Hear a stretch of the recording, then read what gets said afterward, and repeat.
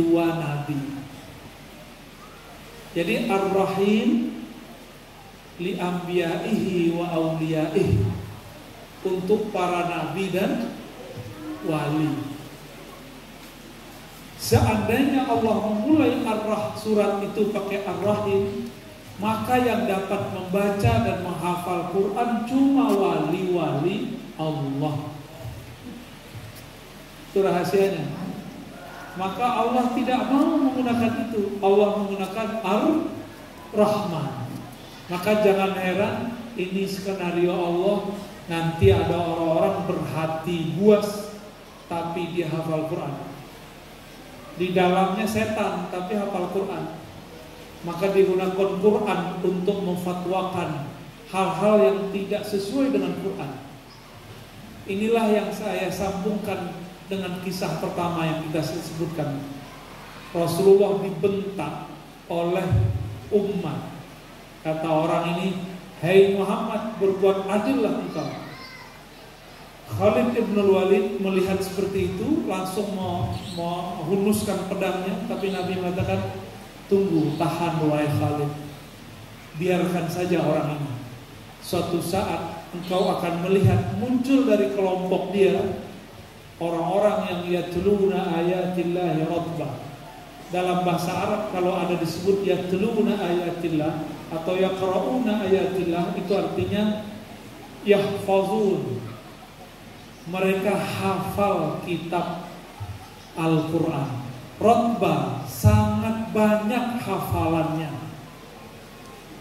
Coba diingat-ingat.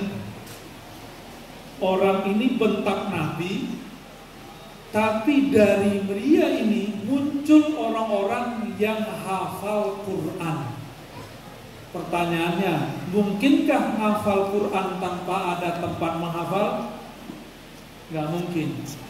Makanya di akhir zaman ini sudah akhir zaman, para kiai, orang tua asuh, ini sudah akhir zaman. Banyakkah rumah tahfiz tapi tidak jelas gurunya belajar Quran di mana? Banyak nggak? Benar. Anehnya kok warga Aswaja Nahdiyin naruh anaknya di situ. Padahal dulu Hadratus Syekh Hasyim Asy'ari nulis kitab Risalah Ahlussunnah, nulis di risalah-risalah beliau, Al-Isnad Minad Din, berguru bersanad bagian dari agama. Siapa gurumu, nanti agamamu akan mengikuti gaya gurumu. Jadi orang-orang yang tidak jelas gurunya, nggak jelas juga nanti cara beragamanya. Karena orang ini tidak jelas berguru bersanadnya kepada siapa, dia mengajar bukan dengan Rahman dan Rahim Allah, tapi karena Allah Maha Rahman. Meskipun di dalam dirinya ada monster, ada kebencian, ada emosi, Allah kasih juga Quran. Maka jangan heran beberapa tahun ke depan orang-orang banyak hafal Quran, tapi Quran yang dia hafal bukan membuat dirinya lembut, justru nantinya nyalahin para kiai ini. Siap-siap nanti kiai bakal di bid'ah-bid'ahin sama mereka. Ya, ini kejadian sudah seumuran santri unyil ini, tapi diajarkan ceramah. Anak 9-10 tahun sudah bisa ceramah. Orang tuanya senang, sudah hafal amma yatasaalun. Disuruh ceramah pakai surat dari sekolahnya, sekolah tahfiz tertentu. Ketika ceramah dia mulai dengan kalimat innal hamdalillah nahmaduhu wa nasta'inuhu wa nastaghfiruh. Terus tengahnya kullu bid'atin dhalalah wa kullu dhalalatin finnar. Anak kecil umur 10 tahun. Setiap bid'ah itu sesat, setiap sesat itu masuk neraka. Maaf bapak-bapak, masjid ini banyak bid'ahnya. Anak kecil ngomong itu. Tidak ada Rasulullah doa habis sholat, tidak ada Rasulullah berkunut, tidak ada bismillah dijaharkan. Itu orang tua pada kaget semua. Umur 10 tahun sudah berani membid'ahkan amalan orang tuanya. yang baru hafal amma yatasa alun. Udah mulai kejadian, semoga di Kediri belum terjadi. Kalau mulai kejadian di kota santri, di mana kota yang bukan santri. Maka Bapak Ibu yang bukan Allah, kita beruntung di negeri kita banyak pesantren-pesantren. Ya. Kan Nabi ngomong, fa iza laqitumuhum faqtuluhum. Kalau ketemu orang yang tidak bersanad ini, maka seranglah mereka. Sekarang bukan musim perang pakai fisik. Gimana cara serangnya? Mereka bikin pesantren, kita bikin pesantren. Mereka bikin haflah, kita bikin haflah, udah gitu aja. Belum mungkin pakai fisik, ya Bapak Ibu. Dan terakhir yang mau saya sampaikan, benar terakhir ini, beneran, udah mulai ngantuk tuh wajahnya. Yang terakhir ini cerita, mungkin perlu konsentrasi dikit. Saya mau tanya, Nabi Muhammad belajar ke Jibril atau Jibril belajar ke Nabi Muhammad? Mana yang benar? Kalau di sanad Quran yang saya dapat, sama nggak dengan ke Jainal, sama kayaknya? An Rasulillah SAW, an Jibril, an Rabbil Izzah, begitu ya? Benar nggak? Dari Nabi Muhammad, dari Jibril, dari Allah. Itu namanya sanad riwayat. Sanad apa namanya? Sanad riwayat. Coba ingat-ingat lagi. Rasulullah ketika naik ke Sidratul Muntaha, Jibril masih bisa ikut? Masih ya? Ketika Rasulullah diundang naik ke Aras itu luasnya lebih luas dari langit dan bumi. Langit, bumi, kursi, rof-rof, loh mahfuz digabung semua, itu cuma satu tetes dibandingkan lautan Aras. Ada apa-apanya kecil. Jibril tidak dapat izin untuk naik. Yang dapat izin siapa? Nabi Muhammad SAW. Sudah mulai ketemu jawabannya? Nabi Muhammad diundang terus sampai ke Aras itu, tingkatannya oleh Imam Ibn Arabi disebut 15. Tapi salah satu mursyid saya mengatakan bukan, Aras itu tingkatannya ada 14. Arba'ata asyar tabaqah, 14. Jadi kalau langit 7, ini 14. Di setiap tingkatan ada tangga-tangga Aras 7. Tapi satu tangga itu sama dengan alam semesta luasnya. Nabi Muhammad diundang sampai ke Aras paling tinggi, dan beliau menerima surat Al-Fatihah di Aras tertinggi. Menerima surat apa? Al-Fatihah. Itu surah Al-Fatihah pertama kali turun. Nabi Muhammad kemudian turun. Jibril tahu surah Al-Fatihah langsung dari Allah, Lauh Mahfuz, atau dari Nabi Muhammad?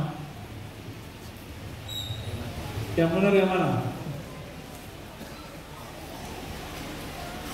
Kalau di ulumul Quran kan disebutkan Al-Quran itu ada di Lauh Mahfuz, kan gitu kan? Coba di Quran yang kita hafal, ya. Wa innaka latulaqqal Qur'ana min ladun hakimin alim. Sungguh engkau, hai Muhammad, mentalaktikan Qur'anmu langsung dari Allah yang Maha Hakim, yang Maha Bijak, yang Maha Alim. Tidak disebutkan di situ Jibril. Langsung talakti, menerima langsung dari Allah. Tapi kenapa di sanad Quran disebutkan an Muhammadin, an Sayyidina Muhammad, an Sayyidina Jibril, an Rabbil Izzah? Lagi-lagi kita sebut itu namanya sanad riwayah. Tapi sanadul haqiqah, sanad yang sebenarnya, Nabi justru langsung terima langsung dari Allah Subhanahu wa ta'ala. Nah, setelah saya nyebut begini, saya nanya lagi, Nabi Muhammad belajar Quran dari Jibril atau Jibril belajar ke Nabi Muhammad? Masih bingung ya? Bingungnya karena ada satu hadis. Satu kali beliau sedang tahannus di Gua Hira, malam Lailatul Qadar, bukan malam 17, malam Lailatul Qadar. Malam 17 itu malam Uhud, malam Badar. Nah, malam perang Badar, maka disebut haul Ahlul Badar 17 Ramadan. Sedangkan Quran, inna anzalnahu fi lailatul qadar, kami sungguh menurunkan Al-Quran pada malam Lailatul Qadar. Lailatul Qadar malam 17 atau 21 atau 23 atau 24 atau 25, yang benar yang mana? Malam 17.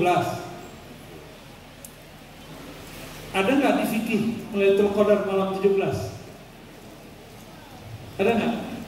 Di hadis Nabi mengatakan taharrau, burulah Lailatul Qadar fi al-ashril awakhir, pada 10 hari terakhir.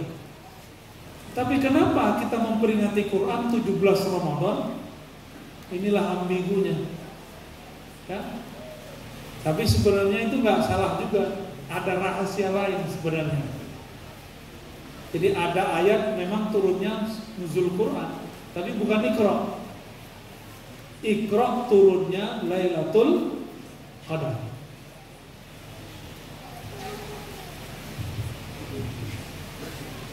Nabi Muhammad SAW di situ disebutkan didekap oleh Jibril, benar? Apa kata Jibril? Iqra, bacalah hai Muhammad. Apa jawaban beliau? Ma'ana biqari, tidaklah aku dapat membaca. Coba lihat, adakah Jibril mengajarkan sesuatu? Tidak ada, dia cuma dekap aja. Didekap lagi sampai Nabi Muhammad mengos-ngoskan. Sampai yang ketiga terbukalah blok, jadi kolbunya itu kayak keblok, kayak ketutup oleh cahaya. Cahaya itu lepas. Di saat itulah Sayyidina Muhammad SAW mampu membaca Iqra bismi rabbikal ladzi khalaq. Jadi Jibril cuma ngomong Iqra. Jibril nggak ngomong ikuti bacaan saya, enggak. Berarti Quran itu sudah ada dalam diri Nabi Muhammad Sallallahu Alaihi Wasallam. Jadi Quran itu sudah di kolbu beliau. Mengenai turunnya itu, anak Jibril cuma mengingatkan bahwa ayat ini kejadiannya ini, ayat ini kejadiannya saat ini, kira-kira begitu. Mungkin pandangan saya ini bagi sebagian orang yang fanatis dengan, mohon maaf, sanad Qur'annya dianggap aneh. Gak ada itu. Yang ada Nabi Muhammad, Jibril, Allah. Ya kita nggak maksa juga. Dan saya udah kasih jalannya. Itu namanya sanad riwayat. Kalau sanad hakikat, Nabi Muhammad langsung dari Allah. Jibril pun belajar ke Nabi Muhammad Sallallahu Alaihi Wasallam. Ya. Saya ulangi, Nabi naik ke aras, Jibril ikut nggak? Nabi terima Quran surah Al-Fatihah di aras, Jibril dengar nggak? Enggak. Terus Jibril tahu Al-Fatihah dari siapa? Dari Nabi Muhammad Sallallahu Alaihi Wasallam. Ya. Di akhir zaman kita boleh ngaji begini. Kalau dulu, bisa dimarah-marahin kiai saya. Gak ada ceritanya. Sekarang harus dibuka. Ayatnya ada, dalilnya ada, riwayatnya ada. Nah, Bapak Ibu yang bukan Allah, maksud saya menyebutkan ini sederhana. Al-Quran itu turunnya langsung dari Hadrah Rahmaniyah. Allah mengatakan Ar-Rahman 'alal 'arsyis istawa. Allah yang Maha Rahman, Maha Pengasih, bersemayam terhadap arasnya. Lalu surat Ar-Rahman, Allah mengatakan Ar-Rahman 'allamal Quran. Allah yang Maha Rahman, langsunglah Dia yang mengajarkan Al-Quran. Apa makna ayat ini ketika dimunasabatkan? Munasabah itu ketika disesuaikan. Orang-orang ahlul Quran qalbunya akan seluas aras Allah. Kata Nabi, Allah berfirman dalam hadis qudsi, ma wasi'ani 'ardi wala sama'i, innama wasi'ani qalbu 'abdil mu'min. Bumi langit tidak mampu menampung pandanganku. Yang mampu menampung pandanganku cuma qalbu, hati orang di antara hamba-hambaku yang beriman. Maka mari kita mengajar santri-santri kita, orang tua wali, ya. Mari doakan anak-anak kita supaya di kolbunya ada rahmaniyah. Dan Al-Quran yang sejati hanya diturunkan lewat akhlak rahmaniyah, penuh kasih sayang. Jadi guru-guru gak boleh galak-galak amat, harus mengajar dengan rahmaniyah. Maka ahlul Quran tidak hanya sayang kepada mukmin, tapi juga sayang kepada orang yang belum mukmin. Tidak hanya sayang kepada orang pintar, tapi juga sayang kepada santri-santri yang mungkin belum pintar. Itulah makna Ar-Rahman. Semoga beberapa ulasan ini bisa membuat kita terinspirasi memahami mi'rajnya Nabi Muhammad ke aras Allah Subhanahu wa ta'ala, dan kita menjadi hamba-hamba rahmaniyah. Amin ya rabbal alamin. Nasallallahu al-'afwa wal 'afiyah lana wa liyadina wa limasyayikhina wa lisairil muslimin wal muslimat wal hadirin wal hadirat wa li jami'i tullab wat talibat. Waffiqna wa iyyahum li ta'atika ya rabbal alamin bi barakati suratul Fatihah.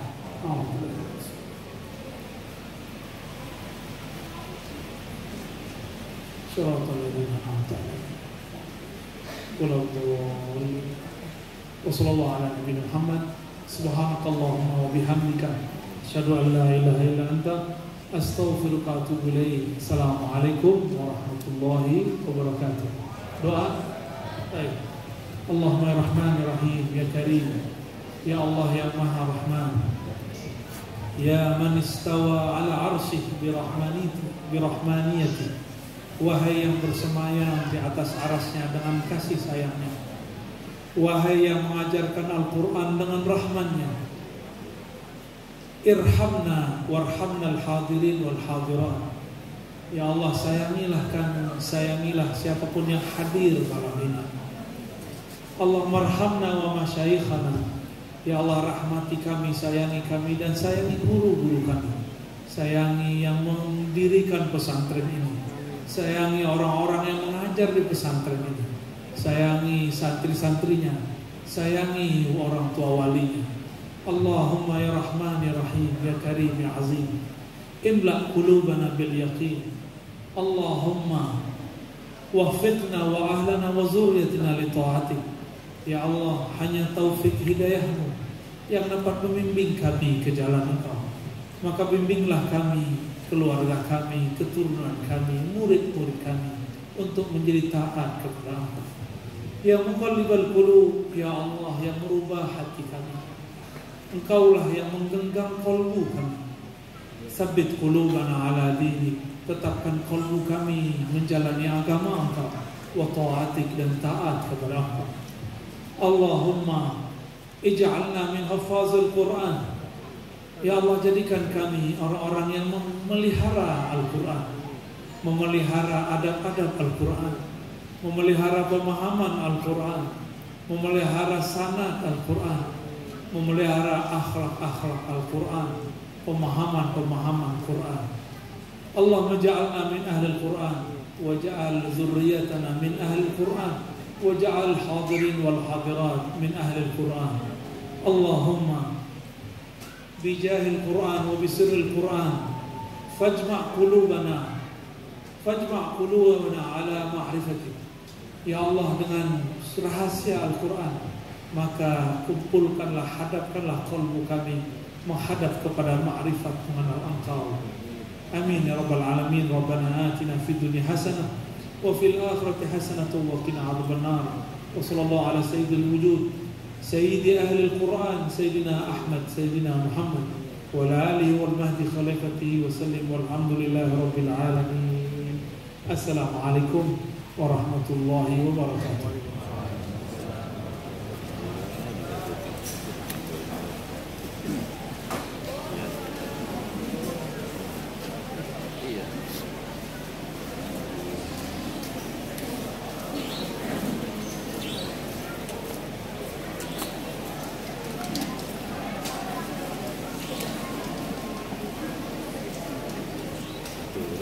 Kami haturkan terima kasih.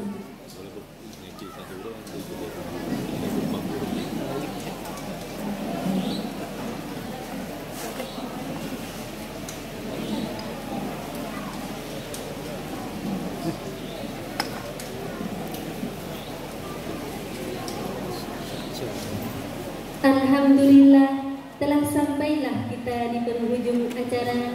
Terima kasih kepada Al-Mukarram Buya Dr. Ar-Razi Hashim MA yang telah menyampaikan pengajian kepada kita semua.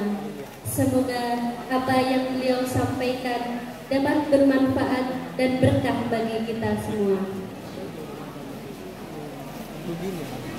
Dan semoga semua yang hadir pada kesempatan peringatan Isra Mi'raj Nabi Muhammad sallallahu alaihi wasallam dan haflah akhir sanah Pondok Pesantren Mambaul Hisan pada malam hari ini mendapat syafaat Nabi Muhammad sallallahu alaihi wasallam di yaumul kiamah nanti. Terima kasih juga atas kehadiran Bapak Ibu tamu undangan yang telah berkenan hadir pada acara malam hari ini. Kami sebagai pembawa acara beserta seluruh panitia yang bertugas, mohon maaf atas tutur kata atau tingkah laku yang kurang berkenan di hati. Kami pamit mohon undur diri. Wabillahi taufiq wal hidayah wal ridha wal inayah. Wassalamualaikum warahmatullahi wabarakatuh. Dimohon untuk semua tim Yayasan Mambaul Ihsan